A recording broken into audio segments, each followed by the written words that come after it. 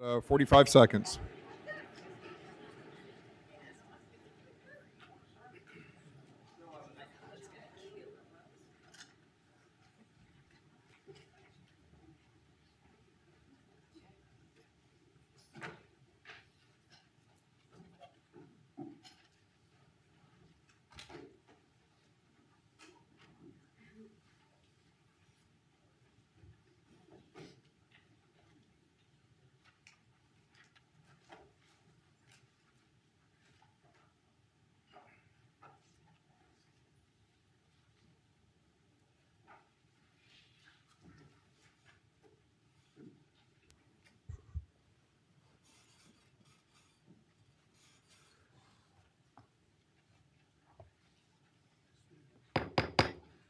All right, I'm going to call to order the governing board meeting of the St. Johns River Water Management District. Today is June 9th, 2026, and it is 10 a.m. Let's all rise for the Pledge of Allegiance.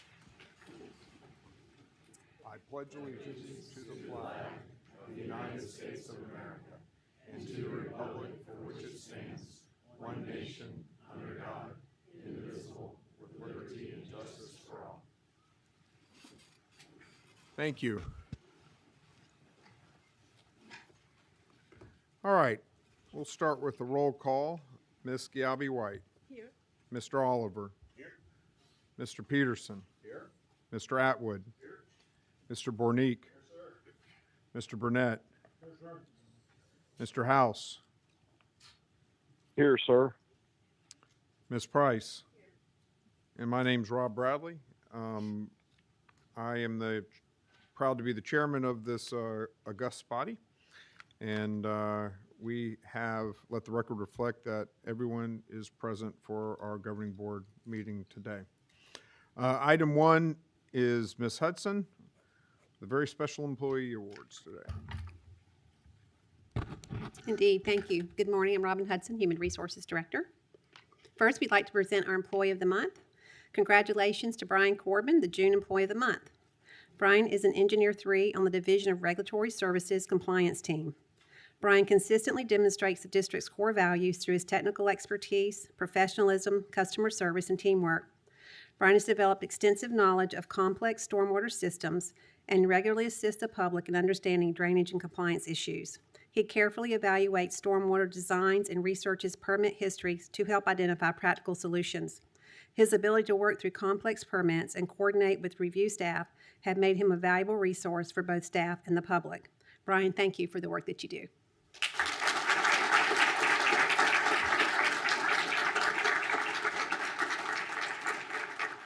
A 5-year service award to Kaylee Peters, Deputy District Clerk in the Office of Records and Regulatory Support.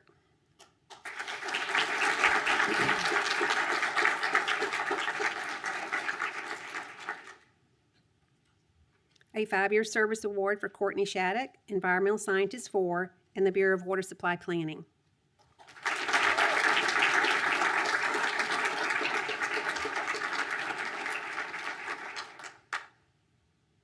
A 30-year service award for Russell Hiscock, Senior Trades Worker in the Bureau of Transportation and Facilities. Russell is responsible for performing preventative maintenance and minor and major repairs to the boat fleet, diesel equipment, and trailers. He is known for his craftsmanship and expertise as a boat mechanic, fabrication specialist, and trailer guru. His work plays a vital role in ensuring the quality, safety, and reliability of the district's fleet. Russell's hands-on knowledge and attention to detail have not only kept operations running smoothly, but have also set a standard of excellence. During his career, Russell has remained a loyal and dedicated employee, making a lasting impact on the team and the agency. He received a Meritorious Service Award and the SJRWMD Award. Congratulations on this incredible achievement, and thank you for 3 decades of outstanding service.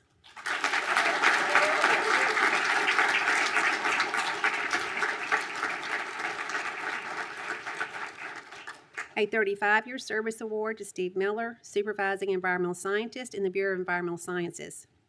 Steve Fish Miller has left his fingerprints on many district scientific and management issues, particularly in the Upper St. Johns River Basin. He was a major author of the Upper Basin Project Environmental Impact Statement, and he was central in developing the Environmental Water Management Plan and the Water Control Plan. He has a deep, intuitive grasp of upper basin hydrology. True to his fish moniker, Steve has maintained a robust gizzard shad harvest program and pioneered the exotic fish harvest program, removing hundreds of thousands of pounds of invasive species and improving water quality. He also led the Fisheries Working Group for the Water Supply Impact Study, earning accolades from the National Academy of Sciences. Steve continues to provide strong scientific insights and is a true district asset. Congratulations and thank you for your service to the district.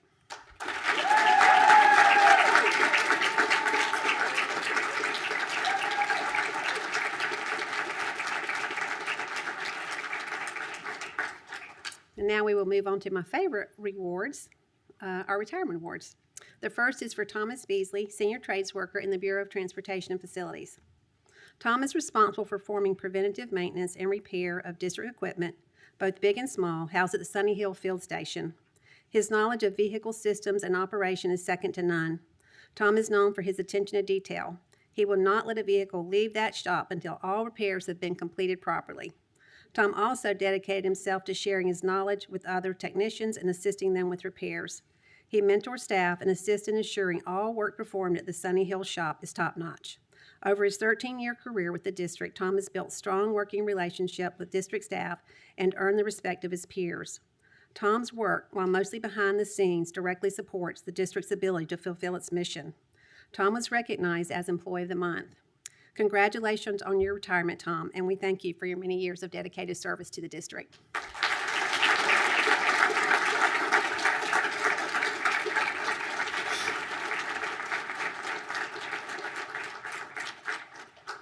And a retirement award for Brad Purcell.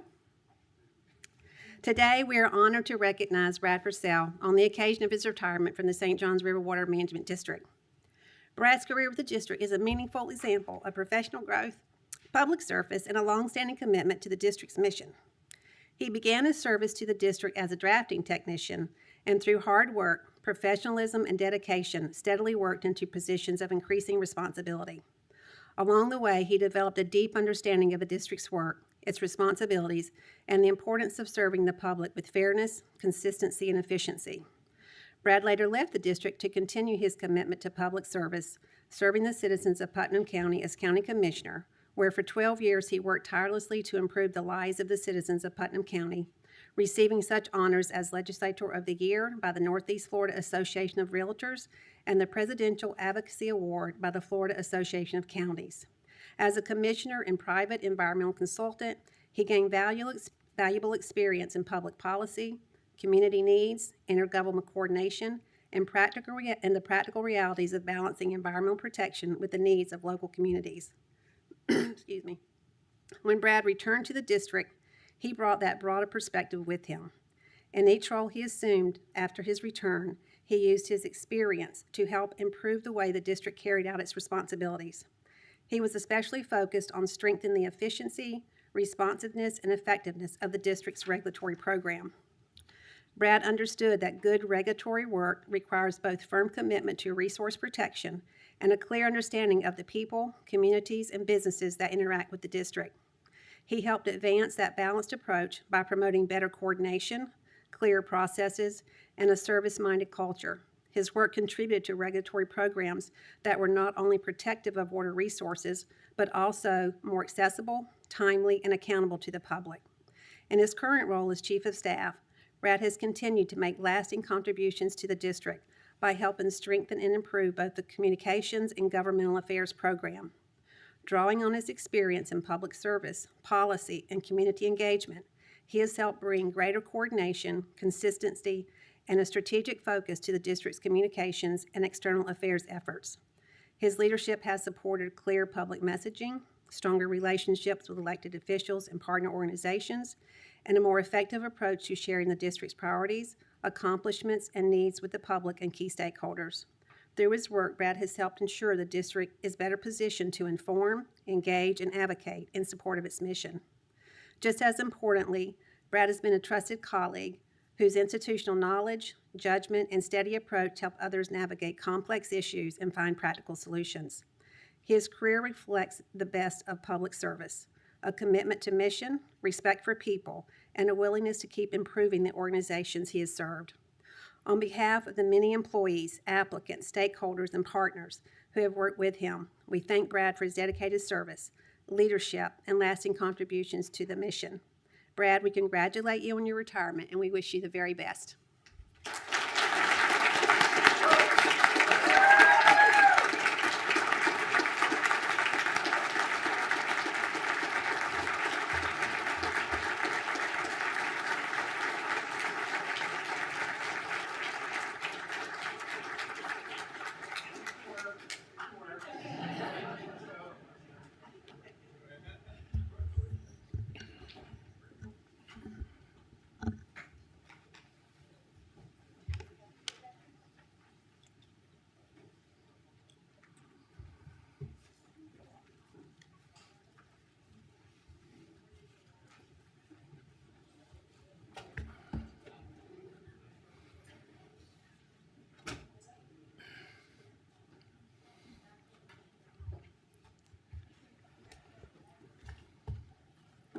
I don't know what we're going to do without you, Brad. You have a lot to be proud of for your dedicated service, not only in this space and in this organization, where your contributions, talent, and impact will always be felt, but also for the region as a whole. I've known you for a long time, and your distinguished service also went beyond these walls and the impact that this district has to make life better for all of the people of North Florida. So congratulations on a wonderful career, and I'm excited about what comes next for you. Well, thank you, Mr. Chair, and it's been an honor and a privilege to work for this board and get an opportunity to work with the people that were here this morning, and the 550 folks, and then also how much I've learned from this group of people, and how rewarding it has been. So thank you very much for that. All right, we're going to move on to item 2, the hydrologic conditions report. Tim, you're recognized. Thank you. Good morning, Chairman Bradley and the members of the Governing Board. I'm Tim Miller, Chief of the Bureau of Water Resource Information, presenting the June Hydrologic Conditions Report representing data from the month of May. Beginning with precipitation in May, the rainfall average across the district was above normal for the first time since October last year. 17 counties were above their averages, and as you can see on the map, some of the northern and western counties that had been lacking in recent months received higher amounts than southern counties. Rainfall extremes observed in May ranged from less than an inch in parts of Osceola and Brevard counties to over 10 inches in portions of Baker, Nassau, and northern Volusia County. The average total across the district was 1.89 inches above the monthly average of 3.46 inches. Here are those monthly rain data displayed as averages across counties, along with the associated monthly rain data table. Okeechobee was the only county below its average in May. Of the 17 counties above normal for the month, 6 counties received 6 inches or more, and both Nassau and Bradford counties more than doubled their average rainfall amounts. Countywide average rainfall totals range from a high of 8.36 inches for Nassau County to a low of 3.55 inches for Brevard County. And to note, in May, the average rate of evapotranspiration is over 5 inches, and the average rainfall is about 2 inches less than that, so typically dry conditions trend upward during this month. However, rainfall averages in 7 counties exceeded the ET rate, helping to counteract the drying trend that we normally see at this time of year. Looking at rainfall over the past 12 months, the district-wide annual rainfall total was 7.36 inches below the annual average of just over 51 inches. Rainfall has been highest in the east central part of the district through the year, and only Volusia and Brevard counties were above normal. In contrast, counties to the northwest have large areas which have received below 35 inches. Although some improvements occurred in May regarding deficits, 16 counties were below their 12-month rainfall average, with 7 counties recording deficits of more than 13 inches. Of those, Baker County was more than 19 inches below normal. Countywide annual totals range from the highest value of 53.27 inches for Volusia County to the lowest value of 33.5 inches for Baker County. Updated weekly, this is the most recent U.S. Drought Monitor assessment. Some improvement occurred from last month, but drought persists statewide. Over 50% of Florida was classified as D3 or extreme drought, which is the bright red, and that includes all or part of 10 district counties. The remainder of district counties have a classification of severe or moderate drought. And while the rains in May were welcome, temperatures were above normal and a continued wet pattern is needed to reduce the long-term rainfall deficits. The National Weather Service short-term forecast indicates increased chances for above normal rainfall with some improvement expected to the drought. Looking further out, the NOAA seasonal precipitation outlook through August indicates equal chances for normal rainfall. And although improvement in the drought is expected, it is likely to persist. Although we're currently in an ENSO neutral status, a transition to El Nino is likely in the next 2 months, which increases the chances for a below normal hurricane season, followed by a higher likelihood of a wet winter. Here are predictive data from NOAA's National Centers for Environmental Information based on conditions as of June 6th, with the state separated into 7 different climate divisions. Last month, you saw a similar map which displayed rain amounts needed to have a significant improvement in drought conditions. The difference in this map is the values here represent rain amounts needed to end the drought in the next 3 months. And relative to normal rainfall, this means that in our driest regions, we would need to exceed the average by about 70% to end the drought. Of course, lesser rainfall amounts that exceed averages will still improve upon current conditions. Did you say 70? 70? Yes, 70% above, yes. Thank you. Here's the Keach-Byram Drought Index map for Florida, which is updated daily, and it's designed specifically to assess wildfire potential because it estimates the dryness of surface soils and duff layers, and so it's more sensitive to recent rains. Shown here are the data from June 7th, and within the district, only Okeechobee County had a value above 500, but several counties were in the 400s and rising. County enacted burn bans remain in place for 4 counties within the district, which includes Baker, Brevard, Seminole, and Osceola counties. Moving on to surface flows, here are the monthly mean surface flows as compared to historical statistics through May. Surface flows ranged from very low to normal. Changes in flow percentiles from last month included increases along the northern St. Johns River and decreases for the Wekiva and Econ rivers. Flow was in the normal range for the St. Johns River stations, as locations from DeLand northward received the majority of rain in May. In contrast, the Wekiva and Econ rivers were in the very low range.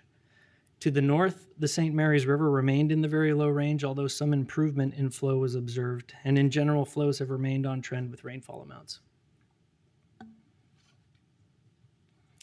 In the next series of slides, we'll review the status of water levels at selected long-term lake sites. At Lake Brooklyn, the water level decreased by 0.7 of a foot from the previous month, and levels remained below average for this time of year. In May, Lake Weir recorded an increase of just 0.1 of a foot and was above the average water level. Water level at Lake Winnimisset had a decrease of 0.2 of a foot and was above the average level for this time of year. And Lake Apopka's level decreased slightly from the previous month, remaining above its average level but below regulation schedule. At Blue Cypress Lake, although you can see an increase mid-month due to rainfall, water level had a slight decrease in May, and levels at the end of the month were above both the regulation schedule and the average water level.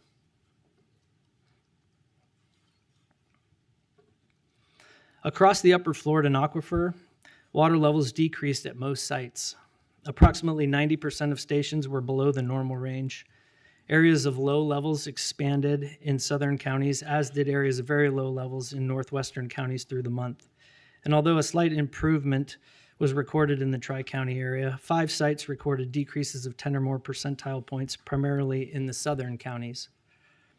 Our water shortage team continues to evaluate data and assess drought conditions, particularly as low and very low aquifer levels persist. They remain focused on monitoring areas most impacted and providing guidance for conservation and associated messaging, and they are also closely monitoring areas of the district that have been less impacted by drought.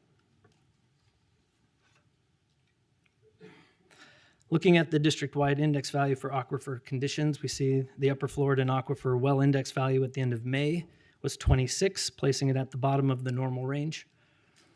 As a district-wide indicator with representative wells from across the district shown as a single value, the index can be limited in its summary of conditions when regional differences exist like we have now as the north and western higher levels of drought. And with an index value just above the low range, dry conditions for the majority of the district continue to emphasize the importance of water conservation. In the next series of slides, I review changes in flow at selected spring sites with long-term monitoring. The monthly mean for flow in Silver Springs decreased 31 cubic feet per second from the previous monthly mean. Flow is in the low range for this time of year, reflective of low rain recorded in this spring shed recent months. At Blue Spring, a decrease of 15 cubic feet per second was recorded for the monthly mean, and flow was in the normal range. At Rock Springs, flow decreased 2 cubic feet per second from the previous monthly mean, and it continues to be in the normal range.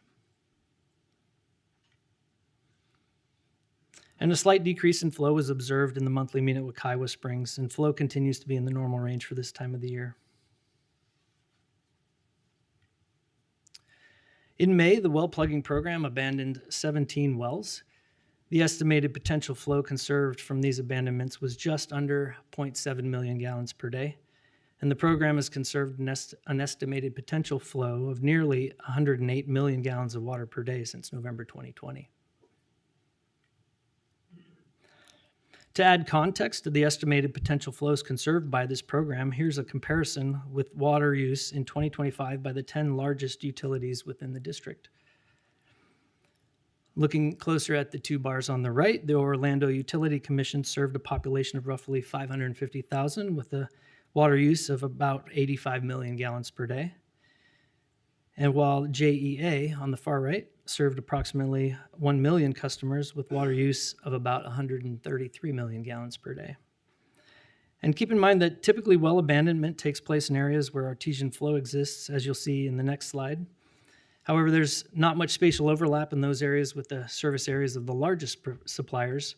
And also, following abandonment in some cases, installation of replacement wells by homeowners may occur, which is a permitted process regulated by counties who have been delegated that authority. And while the estimated potential flow conserved through the well plugging program is important in terms of water supply, there's also several other important benefits linked to the abandonment of leaking or flowing wells. In the map on the left, the blue shading represents areas in the district where the water pressure in the confined Florida aquifer is sufficient to cause wells to flow at land surface, illustrating where there is potential for artesian wells to flow if wells were open or if there were issues with the wellhead or casing. Based on the map, we would expect that the majority of wells drilled in Brevard and Indian River counties would flow at land surface.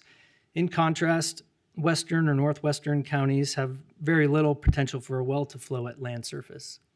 And while Duval and Nassau counties have significant areas where there is potential for flow, there are fewer wells in comparison to the counties in the south where populated areas often have irrigation wells, many of which are now experiencing failure due to age. In addition, the depth to the artesian aquifer is less in the south than the north, so well installation in areas like Brevard County is more common than northern counties where installation costs were higher due to depth. The map on the right shows the shaded area with potential artesian flow overlaid by the locations of wells abandoned since November 2020 as part of the district's well abandonment program. And for the reasons discussed just a second ago, the southern counties have been and continue to be the primary location of abandonment assistance needs. As mentioned, beyond water supply, there are other important benefits linked to the abandonment of leaking or failed or flowing wells. And some of these benefits include the reduction of upconing impacts. And upconing is the upward movement of lower quality water, often associated with salinity intrusion, and higher artesian pressure helps to prevent that. Also, the reduction of potential aquifer contamination, where compromised well casings may allow for cross-contamination between aquifers or from the surface down to the aquifer. And the maintenance of artesian pressure for existing users of free-flowing wells, such as in the agricultural groups, where having access to that free-flowing water is a big benefit and enables them to operate without the added expense or need of pumps. Here's the fire dash. Can I ask Yes. you a question? Yeah. Could you go back the slide? Sure. Do our sister districts do this? Yeah, there's different programs depending on what their aquifers look like. And so if the Southwest Florida has one that would probably be the most similar to ours, but there are limitations in scope.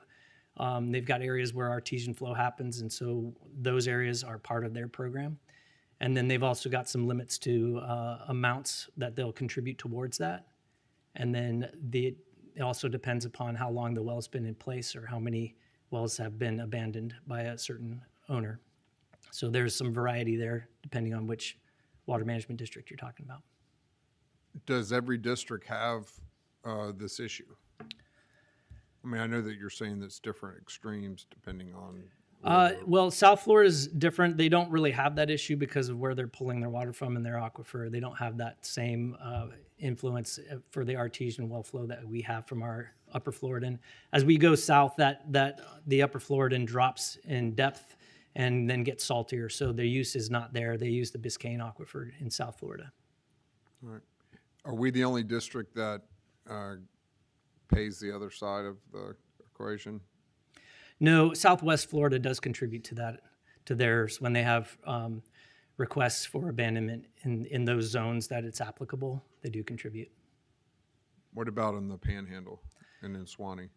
Swanee is a different kind of animal in terms of aquifer, so they don't currently have a program for that I'm aware. And in the Panhandle, it's a different sort of setup there. They have, again, that aquifer is different there, and so that's not a program that they have in place. Just because they don't have them? Yeah, they're not having the artesian flow like we have here, where if there's a damage to a well or if it's over time, the casing may start to leak. A lot of the installations were, cast iron, et cetera, and so they start to fail over time, 40, 50 years. All right, thanks. Yes, sir, General. Chairman. Could we go back to slide 23? Mr. Chairman, I noticed that JEA has really done some good work here. Should we credit them with that good work, or do we do it for it and it happened to be in their district? But if that's the case, we ought to write them a letter of appreciation for getting engaged with the program and making this huge adjustment here. I think that's pretty impressive. Go ahead. Okay. Here's the fire dashboard provided by Land Resources, updated through May. In spite of rains in May, prescribed burn opportunities were limited as staff resources worked on containing 5 wildfires totaling 996 acres, the largest of which was 950 plus acres on Loch Lusa Wildlife Conservation Area. Recent rains have helped reduce the wildfire threat, but as mentioned earlier, burn bans are still present in 4 counties. And while storms bring rain, they can also be an ignition source with increased lightning strikes at this time of year.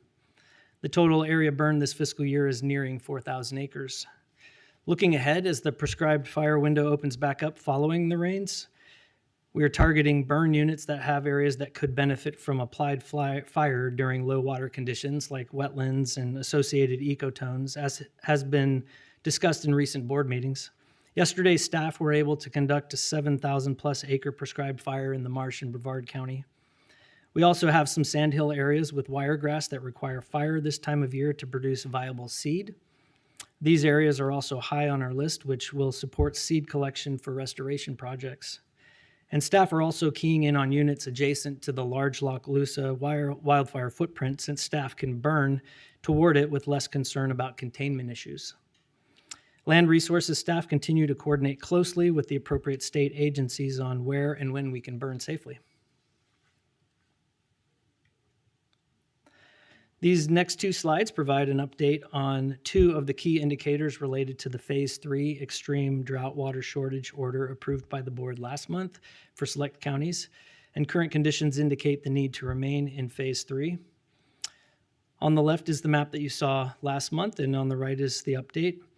We had some slight improvements to the annual rainfall totals for the district, specifically in the northern and central portion of the district. Last month, Baker County was just above and Bradford County was just below 30 inches for their annual totals. As of this month, both are nearing 33 inches with other counties above that. Last month and this month, we've shared a slide that showed we needed significant rainfall over the next 3 months to improve or end the drought. The recent rainfall has helped in some cases to hold the line, and slight improvements to groundwater levels were observed in some areas, while conditions worsened in others, Baker County in particular, as you see. Overall, the recommendation is to hold where we are with the Phase 3 water shortage order. This concludes my report, and I'm happy to answer any questions you may have. All right, are there any questions? Thank you, Tim. Thank you. We're going to move to item 3 of the consent agenda, which is items 6 through 11 on the agenda. Do any board members wish to pull any item for discussion? Seeing none, I'll entertain a motion to approve the consent agenda in its entirety. A motion is second to approve the consent agenda as presented. Any discussion? Seeing none, all those in favor say aye. Aye. Aye. Any opposed? The motion passes unanimously. Item 4, we have one consumptive use permit. We're dealing with the GRU area. Ms. Presley is going to discuss the terms of the agenda item 4 that is before the board for consideration. You're recognized, Paula. Thank you. Good morning, Chair Good morning. and governing board members. My name is Paula Presley. I'm the Bureau Chief in the Bureau of Water Use Regulation. I will be presenting the Gainesville Regional Utilities Murphy Water Treatment Plant Consumptive Use Permit application for your consideration. This project is also known as GRU. GRU is located in Alachua County, which is in the North Florida Regional Water Supply Planning Region. The GRU service area is located in central Alachua County. GRU provides water and wastewater services within its service area. This application is for the renewal of an existing public supply permit with a requested duration of 30 years. The applicant is requesting an increase in Upper Floridan aquifer groundwater allocation from 30 million gallons per day to 34.6 million gallons per day. This increase reflects a projected increase in population that will be served by the utility from approximately 188,000 people to approximately 274,000. The increase in groundwater allocation is a 15% increase in allocation to meet a projected 36% increase in population. The city also maintains a low residential per capita of 72 gallons per person per day. GRU is requesting and meets the requirements for a 30-year permit duration based on implementation of a new water resources development project using reclaimed water that meets advanced water treatment standards. This project is referred to as the Main Street Water Reclamation Facility Capacity Renewal and Upgrade. This project is a $170 million project that will enhance the reliability of this water reclamation facility and increase the capacity of the facility by 2.5 million gallons per day. The project will also allow GRU to fully offset increases in pumping associated with the extended permit duration. GRU maximizes the use of reclaimed water for public access irrigation, wetland enhancement, and aquifer recharge. The utility's beneficial use of reclaimed water is 100%, and it is projected to remain at 100% as reclaimed water flows continue to increase. GRU currently produces approximately 17 billion gallons per day of reclaimed water, and flows over the permit duration are expected to increase to 24 million gallons per day. Through GRU's aquifer recharge projects, the utility has been able to offset its impacts to MFLs from its groundwater withdrawals. The picture in this slide shows one of GRU's flagship environmental restoration projects, the Sweetwater Wetlands Park, which GRU developed with the Gainesville Public Works Department. Here, water from the Main Street Water Reclamation Facility discharges into Sweetwater Branch, then flows into the Sweetwater Wetlands Park, and finally into Paynes Prairie, where the water recharges the aquifer through Alachua Sink. This project removes nutrients from the water, restores natural flows to wetlands in Paynes Prairie, provides a park with wildlife habitat and public education, and provides recharge water to the Floridan aquifer. GRU is also partnering with Alachua County, the Suwannee River Water Management District, and DEP to construct a similar park called the Southwest Nature Park in western Alachua County. GRU is a financial participant in the Black Creek Water Resources Development Project. GRU has entered into a contractual agreement with the district to purchase lift associated with the Black Creek project to offset its share of impacts on the Lake Brooklyn and Geneva MFLs. This slide provides the requested action for the item, which is to approve renewal of GRU's Murphy Water Treatment Plant consumptive use permit. I would be happy to answer any questions, and we also have representatives from GRU here. All right, we're going to do questions first, and then we have some public comment as well before we entertain any potential actions. Are there any questions? Are there any questions? All right, let's go to public comment period. Yes, sir. Our first commenter is Marilee Gibson.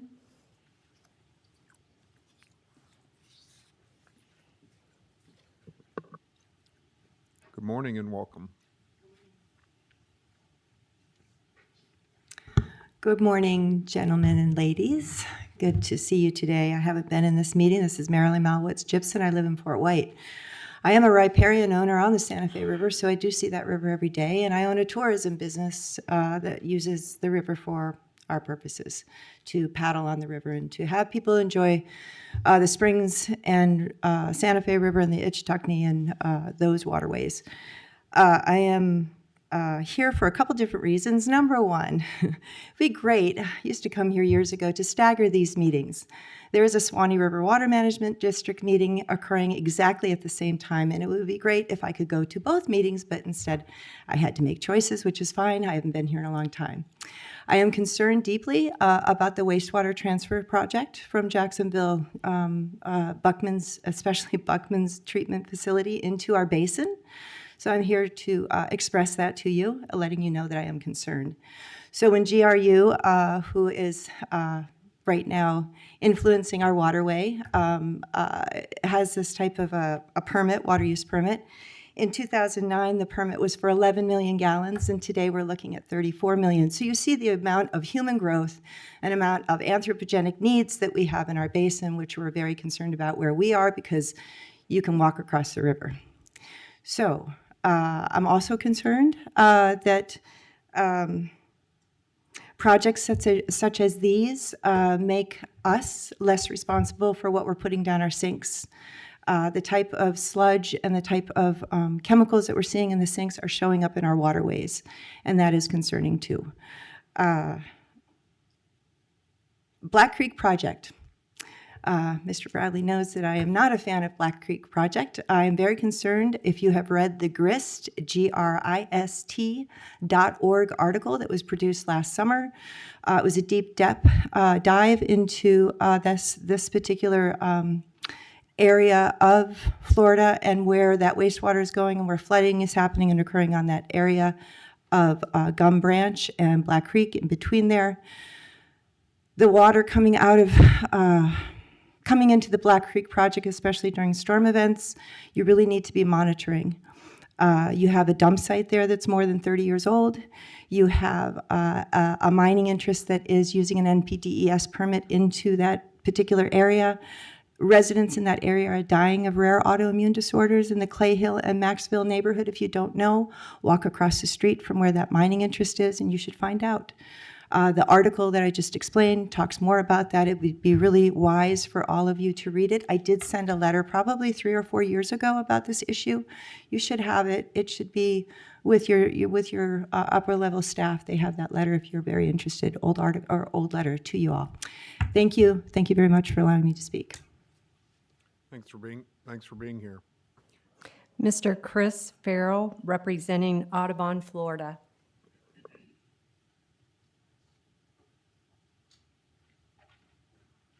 Good morning, Chris. Welcome. Good morning, Chris Farrell of Audubon, Florida.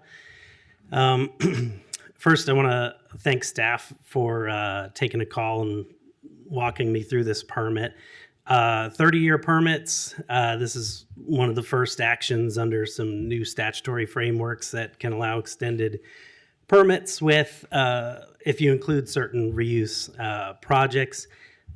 Gainesville is looking at an advanced wastewater treatment project, which is good. So, you know, it's one of those things, it's a good incentive. We also have to be careful just to make sure people are living up to their end of the deal to get the extended permit.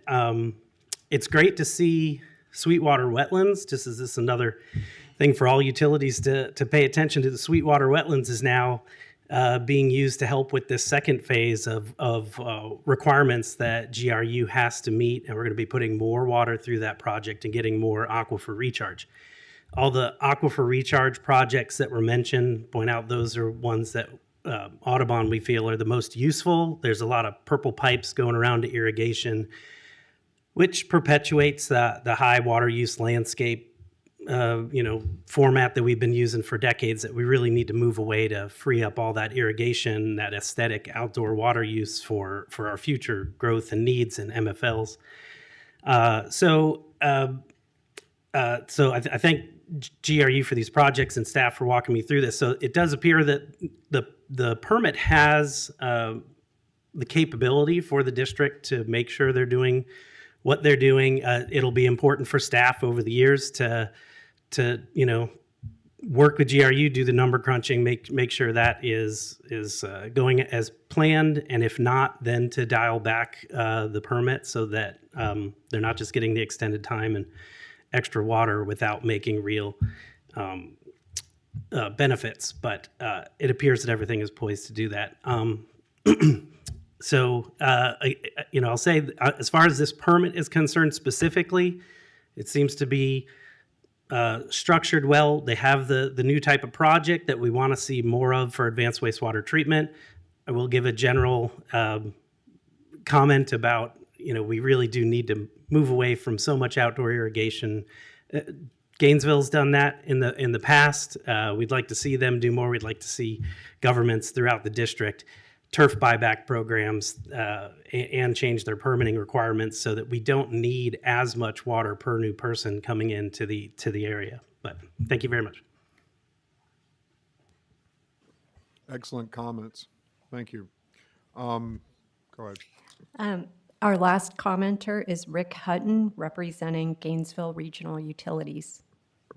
Hi, Rick. Welcome. Good morning. I'm so happy to be here with you all this morning. I just wanted to thank you so much. We really appreciate all the hard work your staff put in with this permit, and it's the technical staff report is 27 pages long, and so I think they really did. Your staff has been. Their level of technical expertise is awesome. They've always been super professional to work with.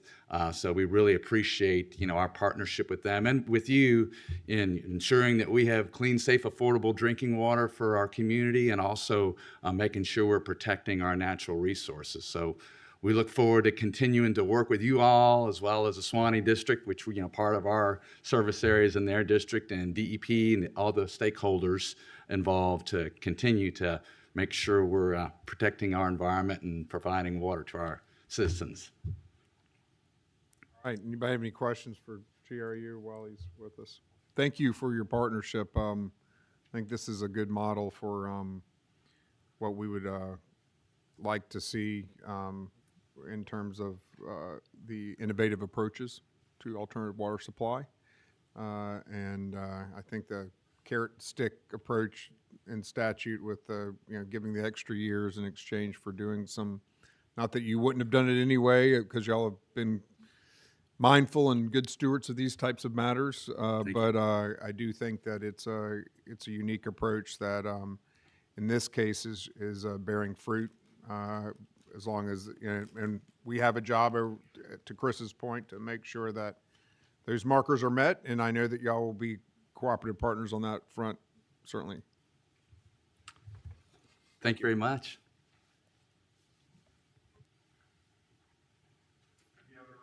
Any other public comment? No, sir. Okay. All right. So we have completed the presentation, description, and public comment portions of this important matter. You have before you, Board, a requested action. Is there, and we're going to do a roll call vote on this, is there anybody who wishes to make a motion on this matter? So moved, Mr. Chair. Okay. All right. Well, we have a motion by Mr. Peterson and a second by Mr. Atwood. Is there any further discussion on this matter?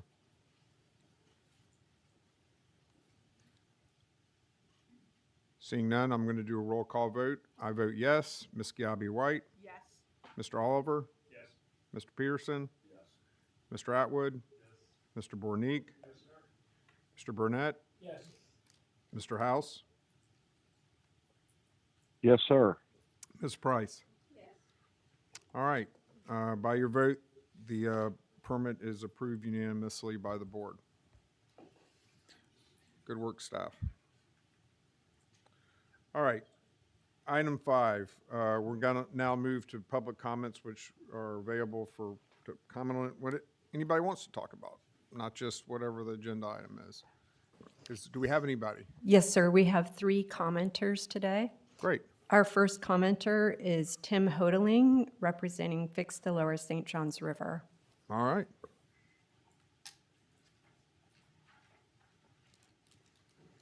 Good morning, Tim. Good morning again. I've been up here talking about the eelgrass with the bad roots and all of it, and how we really need some scientists to apply their skills, preferably aquatic chemists. But as I sat here, I wasn't planning on talking. Your slideshow had a public meeting where you were telling all about the reclamation works you've done over in Palatka. And it was geared to let everybody know. I'd like to know what the plan is for the lower St. Johns River to fix it, as well as the challenges and what's been overcome. I know there was a meeting here a couple weeks ago where the experts came in. Seemed to be highly productive, but I'd like the general public to get the same opportunity to learn what the plan is.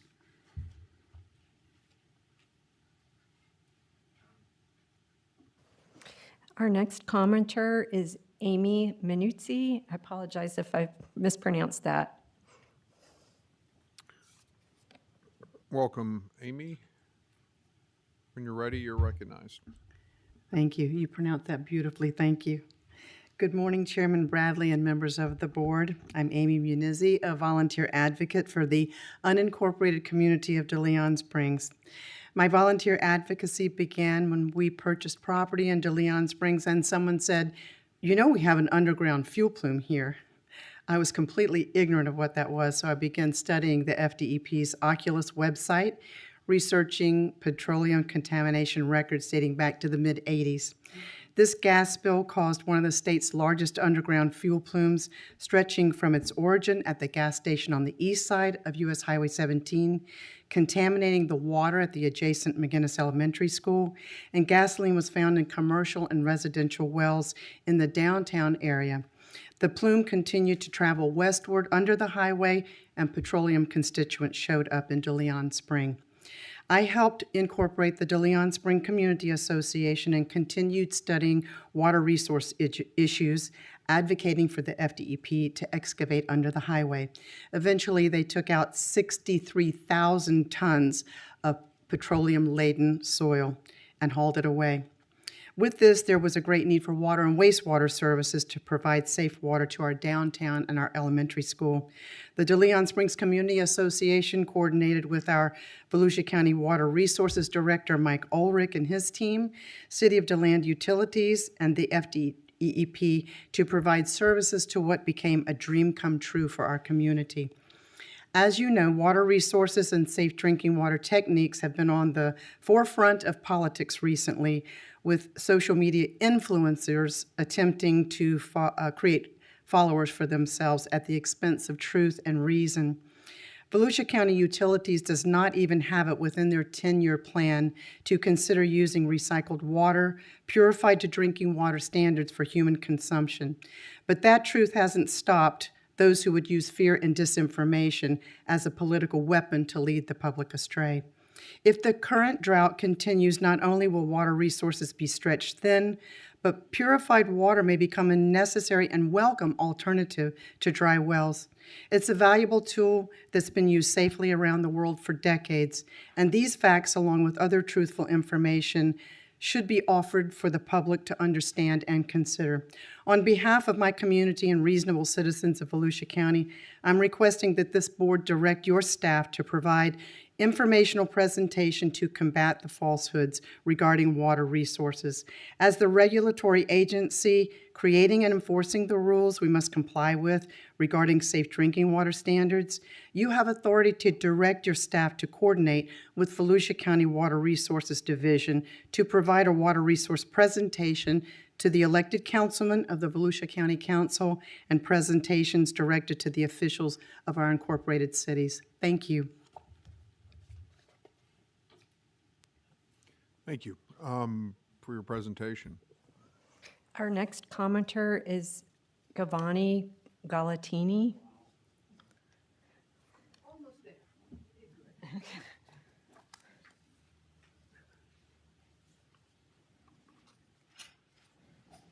Good morning. My name is Giovanna Galutini. I'm a resident of Salt Springs, a proud resident of Salt Springs, and I'm here with a comment and a question. The first comment is that I love all the information that is available from the district for people like myself who have an interest in our water resources. But from a public general knowledge, I can tell you that the public is, at least in my community, pretty much aware of the reclamation efforts, but very skeptical of the quality of the water that is reclaimed. So anything you can do to assure the public of the quality of the water that is put back in the ground for our use, that will be very welcome. And that ties me to the next subject, which is Water First North Florida project. We have received very incomplete information about the quality of the water that will be injected back in the aquifer. And we are very unsure what is the position of the district. As you know, the counties involved have rejected the project. The legislature really is not excited about it. So the question for you is, what is your position? Do you still have under $25 million in your budget for this item? And have you canceled the contracts with the consultants? Thank you.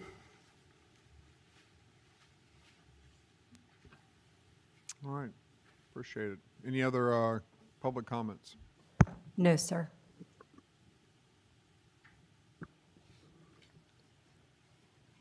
Okay, we're going to go to item 6 through 11 were approved on the consent agenda. Item 12 is pending litigation. Ms. Preston, you're recognized. Good morning, Mr. Chair and members of the board. Most of our time over the last month has been spent on discovery and settlement discussions for the cases set for hearing in the next few months. We've got July, August, and September hearings coming up. But otherwise, I have no significant events to report on this month. All right. That's the type of report I like to hear from the law firm. Okay, item 13, governing board comments. Members, does anybody have any comments today?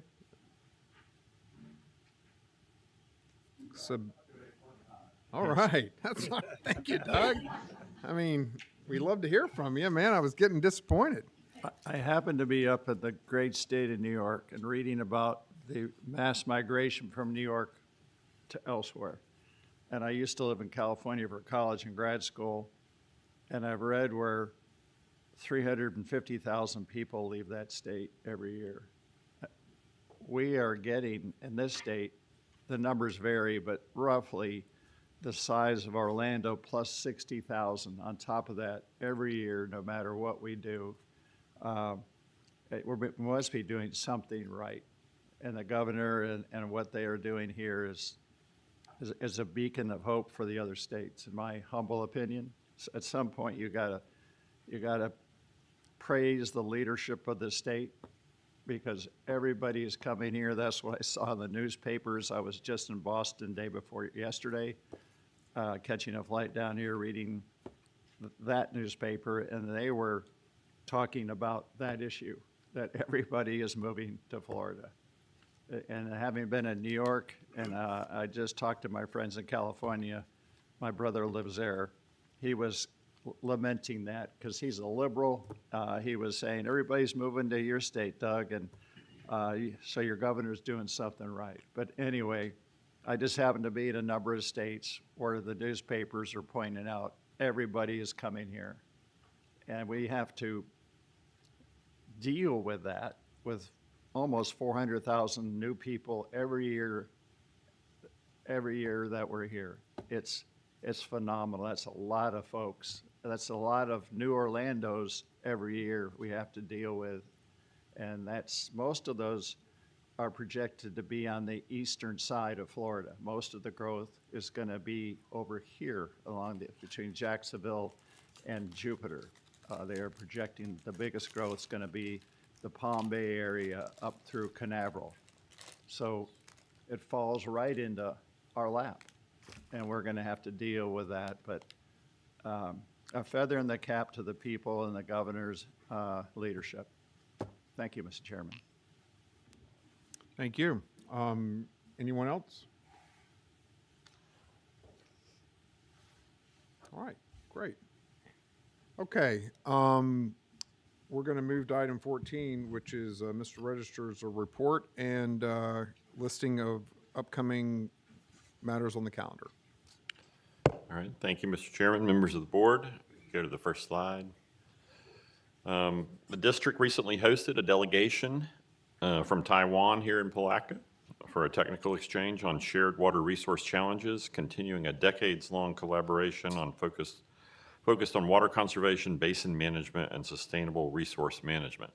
And if you're wondering why Taiwan, Florida and Taiwan share very similar climate challenges, including intense rainfall, major storm events, creating opportunities to exchange ideas on resilience, flood management, and long-term planning. Thank you to all the district staff who helped to coordinate and support this annual exchange and represent the district's expertise on an international stage. Next. With the drought and input from the board, staff took a more strategic approach to drought messaging by focusing on simple, plain language and water conservation information.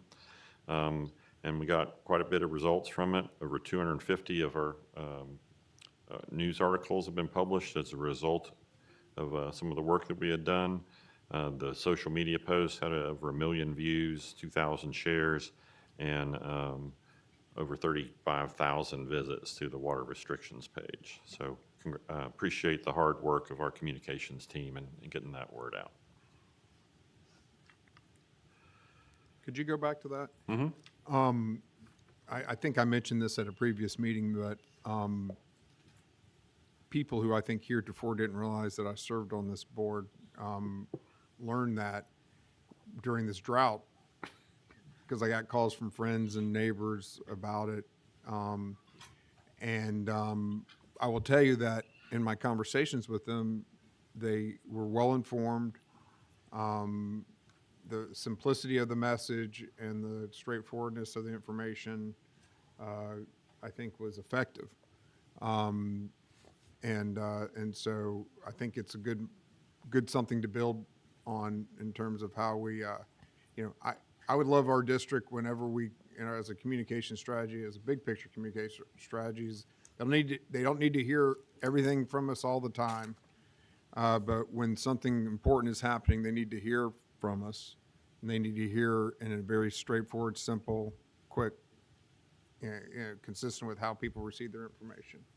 And that's what I think was executed here. So I want to commend the staff on that. Thank you.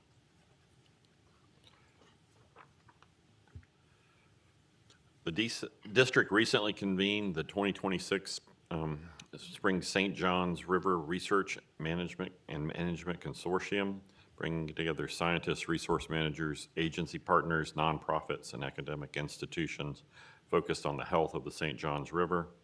This consortium provides an important forum for collaboration, allowing partners to share the latest science, identify emerging challenges, and coordinate approaches to improving water quality and the ecological health in the river system. This spring's meeting focused heavily on submerged aquatic vegetation and the relationship between water quality, light availability, and habitat recovery in the middle and lower St. John's River, including updates on harmful algal bloom monitoring and restoration trends. The meeting concluded with a collaborative strategy session focused on identifying science-based solutions, advancing restoration efforts, and strengthening partnerships to support long-term river health across the basin. And there was a mention in public comment about having an opportunity for the general public to comment on some of our plans on that. And that's where our basin management plans, where we recently did the Indian River Lagoon Upper Basin.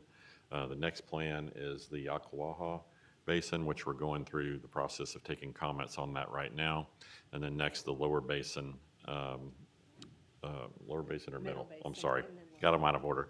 Middle Basin, and then later the Lower Basin. And so we'll be having workshops where the public will have opportunity to see what we're proposing to identify issues and address those issues within each of those basins.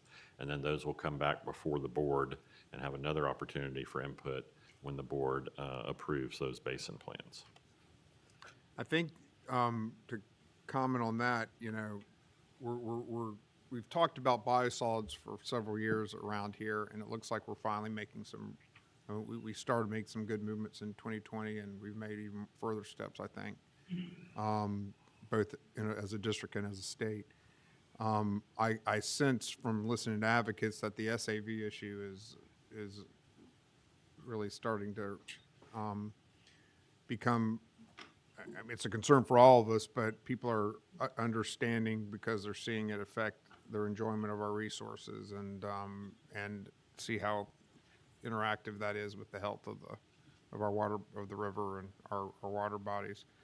So, as we continue to finish, the good work on biosolids, not finish, but continue to move forward on that, I think SAV needs to become more and more, and my sense is you probably heard that at the consortium. Is that fair to say? Yes. All right. All right. Thanks. Thank you. Celebrating our communications group again. This is just some short snippets from the video, but our district video earned a national recognition in the Telly Awards. The districts connected by conservation birding at the Lake Apopka North Shore was recognized in the Telly Awards, a national program honoring excellence in video and television production. The Telly Awards recognize outstanding work across television, digital video, branded content, documentary, social media, and other visual storytelling formats. The awards program receives more than 13,000 entries annually from all 50 states and 6 continents, recognizing work from respected advertising agencies, television stations, production companies, and publishers worldwide. The district received 2 honors for the video, a People's Telly Silver Award and a Judges Selection Bronze Award. This recognition highlights the district's continued efforts to communicate conservation work in engaging and accessible ways. And I would recommend everybody try to take a look at that video. We have it on our website, and there's a QR code within that that can take you directly to it. It truly highlights how Lake Apopka has become a very premier birding destination for serious birders across the country and across the world. And then finally, for calendar, we will be observing the July 4th holiday for the 250th anniversary of independence here in the country on 7/3. And then our board meeting is scheduled for July 14th next month. And this concludes my reports. All right, any questions for Mr. Register from any board members? Well, God bless America. Amen. Exciting milestone. All right, anything else to come before the board? Seeing none, this meeting is adjourned.